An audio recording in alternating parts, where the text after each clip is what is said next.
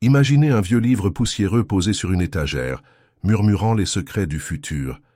Et si je vous disais que dans les pages mystérieuses du livre de Daniel, il y a 3 prophéties qui ne se sont pas encore révélées. Celles-ci pourraient changer tout ce que vous pensiez savoir sur la fin des temps.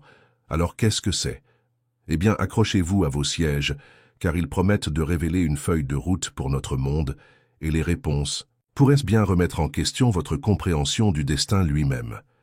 La prophétie, souvent appelée la prophétie des 70 semaines, trouvée dans Daniel 9, est l'une des idées prophétiques les plus convaincantes et les plus débattues des Écritures bibliques. Ces couches de symbolisme et ces chronologies précises ont captivé les théologiens, les historiens et les croyants, ouvrant la voie à la compréhension du plan divin de Dieu pour l'humanité et du point culminant de l'histoire telle que nous la connaissons. La prophétie décrit 70 semaines, déterminées pour le peuple juif et sa ville sainte, Jérusalem. Ces semaines sont essentiellement symboliques, chaque semaine représentant une période de 7 ans. Ainsi, les 70 semaines totalisent 490 ans. Cette période est divisée en 3 segments distincts. Le premier segment comprend 7 semaines, 49 ans, consacrées à la reconstruction de Jérusalem. Le deuxième segment couvre 62 semaines, 434 ans, culminant avec l'arrivée du Messie.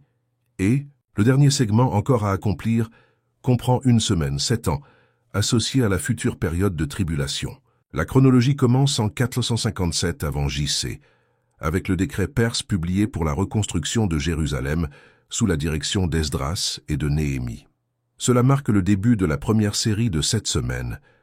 Historiquement, nous voyons cette prophétie se réaliser lorsque les murs et les infrastructures de Jérusalem furent achevés malgré une immense opposition reflétant les récits bibliques de Néhémie. Après cette phase initiale, les 62 semaines suivantes nous amènent à un moment charnière, l'arrivée de l'ointe Jésus-Christ. Cette période, de 434 ans, correspond à la venue historique du Christ, à son ministère et, finalement, à sa crucifixion. La précision de cette prophétie est incroyable, coïncidant avec la naissance et le ministère de Jésus au 1er siècle après J.C., ce qui en fait la pierre angulaire de l'apologétique chrétienne concernant la vérité de la prophétie biblique. La prophétie fait ensuite allusion à un écart important, un intermède indéterminé avant le déroulement de la dernière semaine.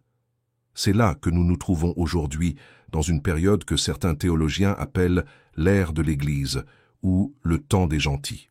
Cette période est marquée par la propagation de l'Évangile à toutes les nations, incarnant la grande mission de Jésus envers ses disciples. L'écart est une période de grâce et une opportunité de repentance et de renouveau, invitant toute l'humanité à entrer en relation avec Dieu.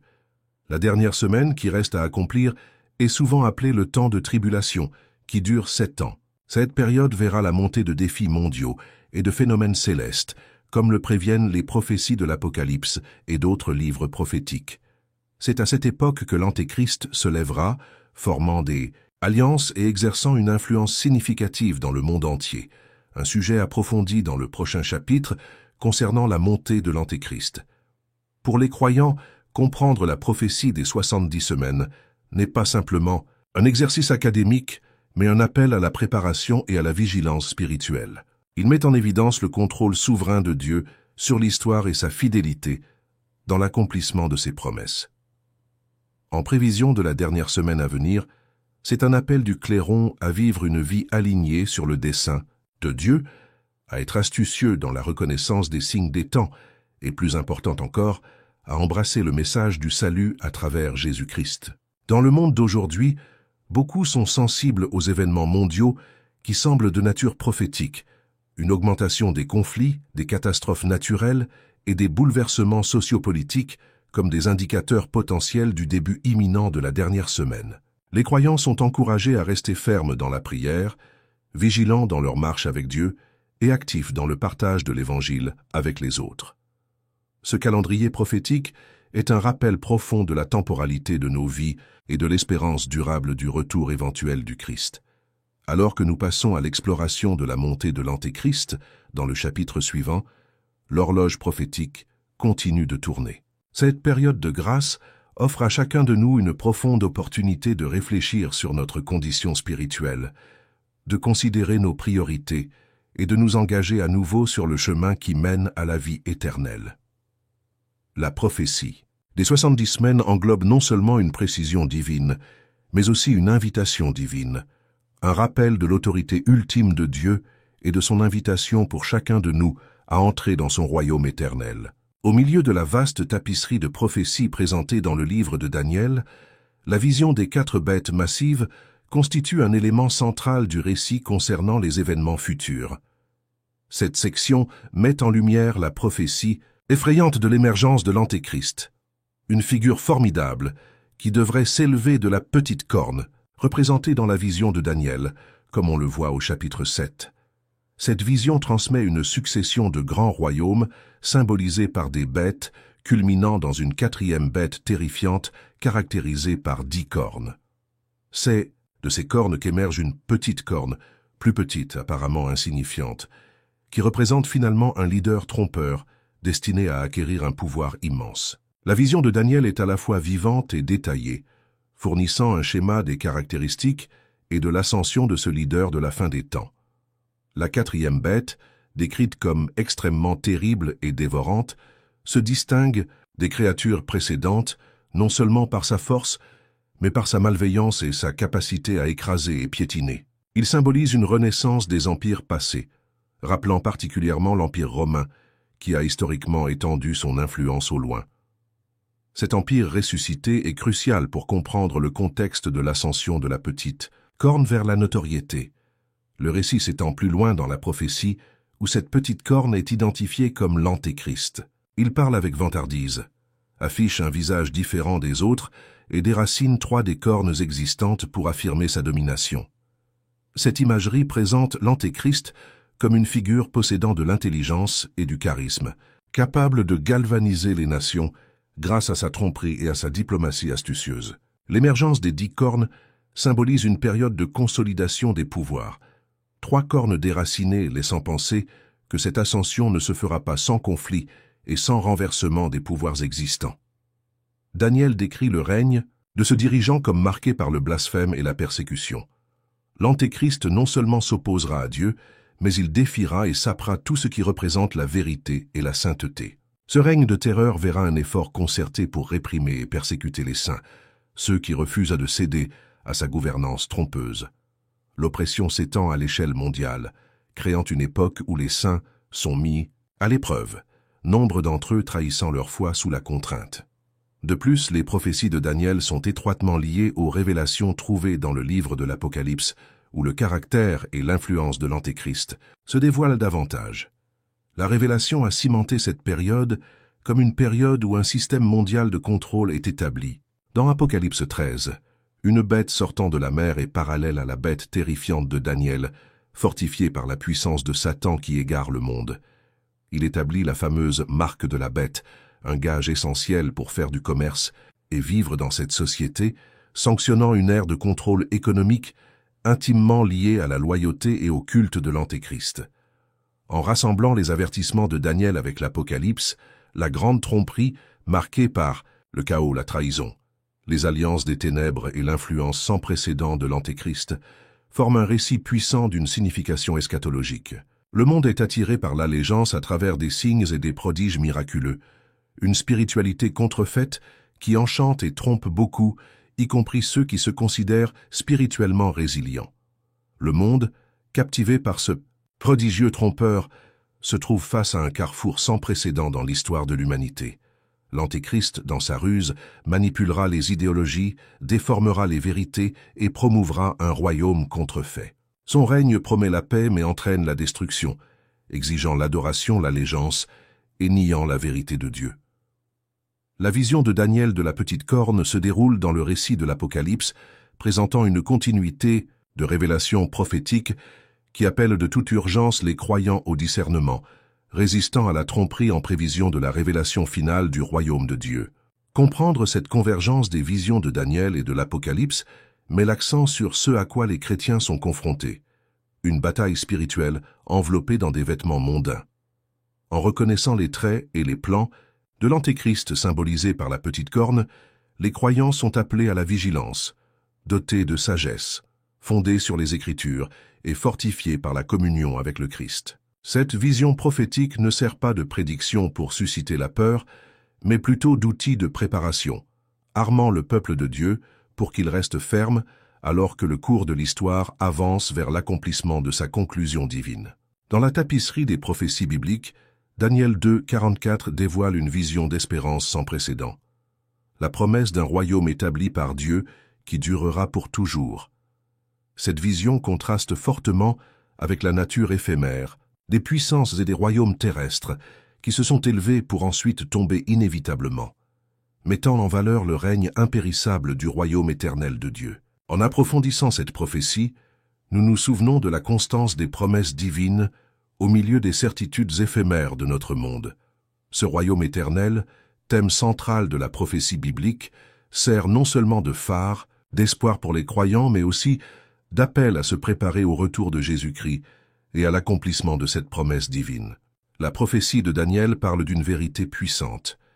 Au jour de ces rois, le Dieu des cieux établira un royaume qui ne sera jamais détruit, et ce royaume ne sera pas laissé à un autre peuple. Il écrasera et mettra fin à tous ces royaumes, mais il durera lui-même pour toujours. Cela souligne l'idée selon laquelle, contrairement aux royaumes éphémères de l'histoire humaine, le règne de Dieu prévaudra et restera éternel. Au cours de la vaste histoire de la gouvernance humaine, d'innombrables royaumes ont surgi, certains ont prospéré glorieusement, d'autres ont laissé des traces d'oppression et de tyrannie, tous finissant par succomber au même sort, leur fin. Ces empires mortels, représentés comme des bêtes massives et puissantes dans la vision de Daniel, symbolisent la fragilité ultime des efforts humains. Même la domination terrifiante symbolisée par la quatrième bête et sa petite corne, représentant la montée de l'Antéchrist dans Daniel 7, tombera et sera remplacée par le royaume éternel de Dieu. À la lumière de cette prophétie, la question à laquelle sont confrontés les croyants aujourd'hui n'est pas simplement une question d'anticipation, mais de préparation. L'Écriture exhorte les fidèles à se préparer à l'établissement de ce royaume divin. Les enseignements de Jean dans le Nouveau Testament font écho à cet appel à la préparation spirituelle.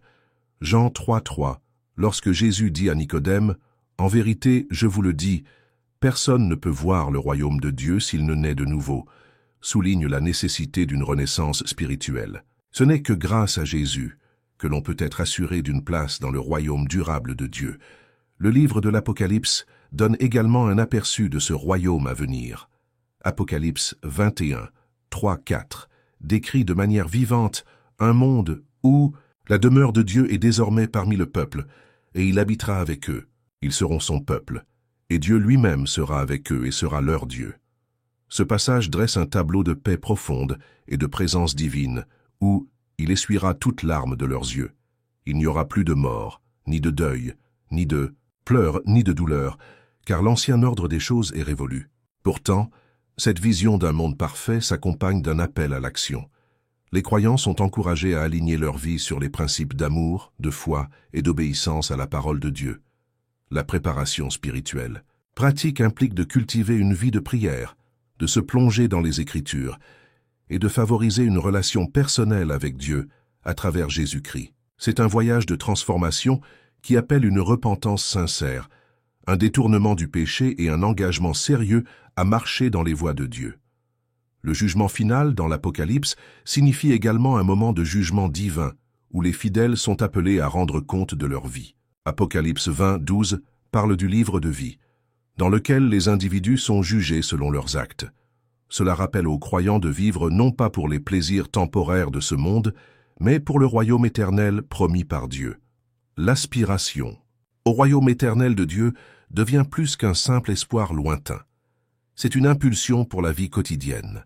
L'assurance du règne éternel de Dieu invite les croyants à vivre en se concentrant sur l'éternité, les encourageant à réfléchir sur leurs priorités et à réévaluer leur choix de vie à travers le prisme de la foi. Alors que le monde qui nous entoure connaît le chaos et l'incertitude, cette prophétie nous appelle à fonder notre espérance sur la promesse inébranlable du royaume inébranlable de Dieu. En conclusion, la prophétie du royaume éternel de Dieu invite les croyants à envisager un monde renouvelé et les motive à se préparer activement à son accomplissement. En acceptant le pouvoir transformateur de la nouvelle naissance par Christ, En nous immergeant dans la parole de Dieu et en vivant une vie de foi active, nous nous alignons sur les principes fondateurs du règne éternel de Dieu. En tant qu'héritiers de cette promesse, nous sommes appelés à incarner les enseignements du Christ, laissant sa lumière briller à travers nous en prévision du jour où le royaume de Dieu sera effectivement accompli, éternel et glorieux à jamais. Alors que nous tournons notre regard vers les prophéties de Daniel et leur déroulement à notre époque, un indéniable sentiment d'urgence surgit, une urgence non motivée par la peur, mais par l'anticipation profonde d'appartenir à quelque chose d'éternel et de divin. Cette anticipation devient un appel à la préparation pour ceux qui ont à cœur leur foi. Imaginez le temps dont nous disposons actuellement comme un cadeau précieux, une opportunité d'aligner nos cœurs et nos vies sur une réalité qui transcende le monde éphémère dans lequel nous vivons. Les prophéties de Daniel ne sont pas simplement des textes archaïques, mais des rappels vibrants d'un avenir orchestré par un Dieu souverain, et elles exigent une réponse de la part des croyants d'aujourd'hui. L'urgence de la préparation n'est pas une question d'activité frénétique. Il s'agit d'un alignement intentionnel avec la volonté et le dessein de Dieu. Jésus lui-même a souligné qu'il était vigilant et prêt pour son retour. Comme indiqué dans Matthieu 24, 44, « C'est pourquoi vous aussi devez être prêts, car le Fils de l'homme vient à une heure à laquelle vous ne vous attendez pas. » Cette préparation implique une transformation de nos priorités, où les valeurs éternelles prennent le pas sur les préoccupations temporaires. L'appel est clair, vivre avec une perspective éternelle, centrée non sur les gains temporels et les attraits superficiels de ce monde, mais sur les promesses inébranlables du royaume divin. La préparation spirituelle commence par un engagement, sincère à aligner sa vie sur les enseignements trouvés dans les Écritures. Cela implique une dévotion quotidienne à la prière, une immersion dans la parole de Dieu et un cœur d'adoration. Ce faisant, nous grandissons spirituellement, approfondissons notre relation avec Dieu et préparons nos âmes à son royaume. Galates 5, 22-23 nous dit « Mais le fruit de l'esprit est l'amour, la joie, la paix, la patience, la bonté, la fidélité, la douceur et la maîtrise de soi. Ce ne sont pas de simples vertus, ils sont l'essence même d'une vie préparée à rencontrer le Christ. Mais la préparation nécessite également des mesures pratiques. Il s'agit de vivre une vie qui reflète l'amour et la vérité du Christ. Cela peut impliquer des actes de service, incarner la générosité et offrir de la gentillesse à ceux qui nous entourent. Cela appelle également à une vie éthique, où l'honnêteté, l'intégrité et l'humilité sont au premier plan. Ce ne sont pas seulement des lignes directrices morales. Ce sont les caractéristiques de ceux qui recherchent réellement le royaume de Dieu. De plus, partager le message du royaume à venir avec les autres est une partie essentielle de la préparation. L'évangélisation n'est pas réservée à quelques-uns, mais est un appel à tous les croyants. Cela signifie engager des conversations sur la foi, offrir de l'espoir et de la vérité à un monde aspirant à quelque chose de réel et d'éternel. Comme l'explique Romains 10, 14, 15. Comment pourront-ils invoquer celui en qui ils n'ont pas cru? Et comment peuvent-ils croire en celui dont ils n'ont pas entendu parler? Et comment peuvent-ils entendre sans que quelqu'un leur prêche? Notre disponibilité nous oblige à être les héros de cette espérance éternelle. De plus, la préparation implique de supporter les épreuves avec foi et espérance. Le monde peut apporter des défis et des souffrances, mais notre perspective change lorsque nous considérons ces moments comme des moments de raffinement, nous préparant à la gloire qui nous attend. Jacques 1, 2, 4 encourage les croyants. Considérez comme une pure joie, mes frères et sœurs, chaque fois que vous faites face à des épreuves de toutes sortes, car vous savez que l'épreuve de votre foi produit la persévérance. Une telle persévérance témoigne de notre foi et de notre disponibilité pour le royaume qui ne disparaîtra jamais. À la lumière des prophéties de Daniel, l'attente du retour du Christ devient non seulement un point doctrinal, mais une source vibrante d'espérance. Cet espoir devrait éclairer tous les aspects de nos vies et de nos prises de décision.